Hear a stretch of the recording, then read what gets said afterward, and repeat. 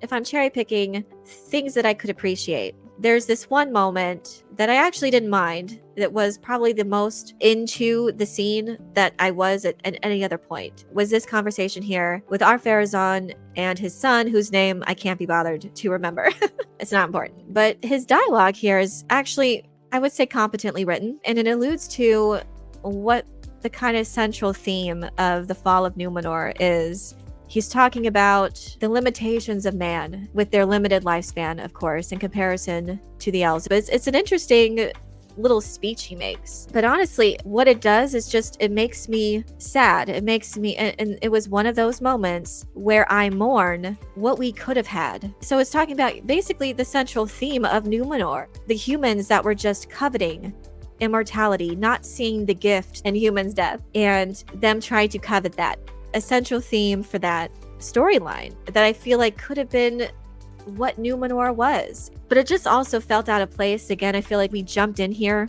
He has the scepter. I guess he's in charge now. And then he just starts opining about the mortality of man and how immortality and all the things that we want is just right out of our reach. It's not a bad little moment. It's probably the best character here in this whole Numenor thing, and the actor, I think, is a good performance for what he's given. He can only do so much, but it makes me mourn for the potential that we could have had. It also just speaks to what this show will never be, and it could never be a true telling of Numenor, its rise and fall, because we're just getting bits of it. This conversation just comes out of nowhere, to be honest, but it's a nice little moment, I think. It's bittersweet because they really haven't earned it. They're not bothering to tell the story of Numenor and lay the groundwork for these feelings. So yeah, it just kind of comes out of nowhere, coveting what they don't have when it comes to their mortality. It's just so incompetently written that this moment really isn't earned, and nothing really matters after that. So they have this conversation, and it has nothing to do with the rest of the Numenor storyline. The rest of the Numenor storyline, we follow his son, again, whose name I can't care enough to remember. His son's name should be Beta. Okay, I'm going to refer to him as Beta.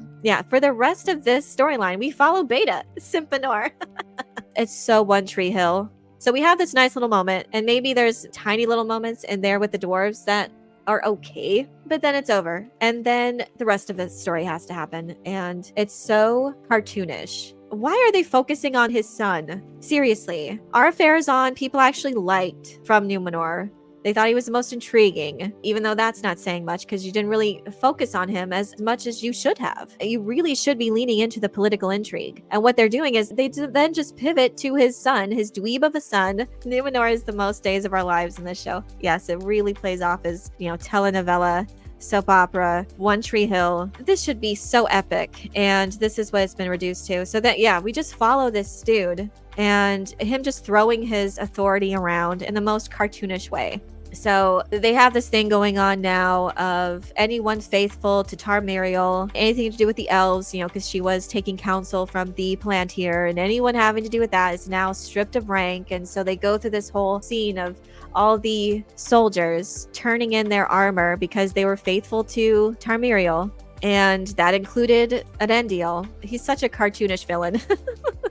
Him just making this show of stripping everyone of their rank as they turn in their stuff, and then Elendil comes along and turns in his stuff, and he's not a captain anymore. That's what Beta mentions. He's not a captain. And then they're all like, my captain, my captain. It's such a long, extended moment.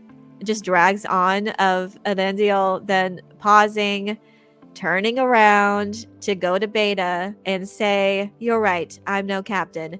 And then the other soldiers are like, again, captain, my captain.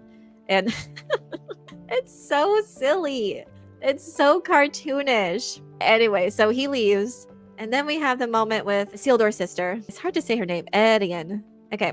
Anyway, so she's hashing it out because I guess she's in with Ar-Pharazôn and his dweeb son. And she's supporting them. It's just great. So all the female characters are just awful. They're either dumb or just completely taken in by simple flattery and giving in to their emotions and hormones. Anyway, so there's this other moment between Isildur's sister, Edian, and the other soldier, again, whose name I can't remember, Valandiel? Just another soldier that was Isildur's friend. And She comes up to him and out of nowhere just like puts her hand on his arm and says, I can make an exception for you. I can put in a good word for you. It's out of nowhere. She has this connection to him.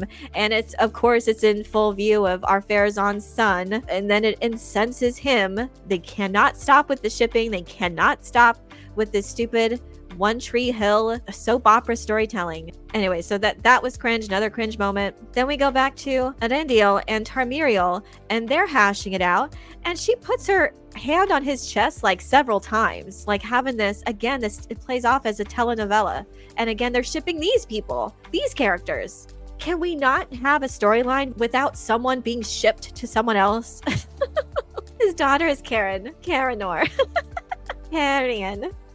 They could have easily done a wonderful series just on Numenor, which could have led to spin-offs and seasons set on the main continent with Lindon and Eriador. I think they tried to do too much at once. They didn't want to take the time to develop a Numenor story over several seasons. No, they just want to get to the good stuff. Like, okay, you're compressing it, but you're also not adapting it in a way that is organic, in a way that makes sense. All of the discord among the people seems so forced against Tarmiriel. It seemed to just come out of nowhere, how quickly they turned against her. Now we're just suddenly back, and because an eagle showed up at her coronation, and our Farazan walked up to the eagle, he's the ruler now? Is that how that works? And he has a scepter. I guess same thing with the rings. Finders, keepers. I came up to the eagle, took my sword out, and saluted. It makes me king now. I don't know. They don't want to bother to tell the story to develop actual political intrigue and drama and to make the people's turn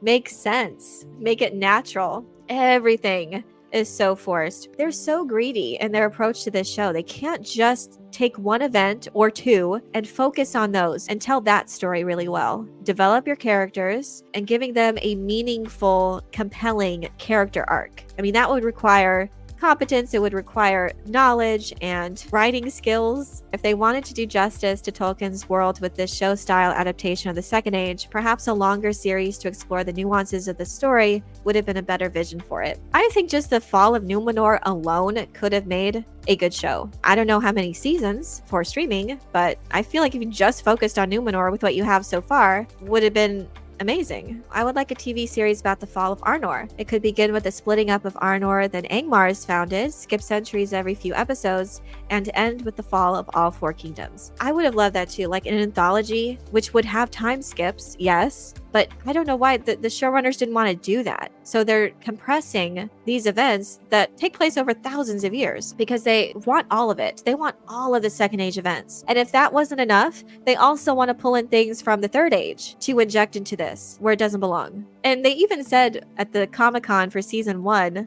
that, oh, there's plenty of events in the Second Age. We don't need to show Durin's Bane. Well, they're clearly leading up to that. I don't know if they're just going to continue to tease it, but it seems that they're really wanting Durin's Bane in here where it doesn't belong. But they've already had like Barrow Wights. They've already had other elements that we've seen and are familiar with the Third Age in here. So they've completely undercut what they've said. Oh, there's plenty of stuff in the Second Age. We don't need to pull from the Third Age at all. But they're doing that. So they're being completely disingenuous with what they said before. And yeah, it's not enough. It wasn't enough for, I mean, there's tons of stuff that happens in the Second Age and it's still not enough for you.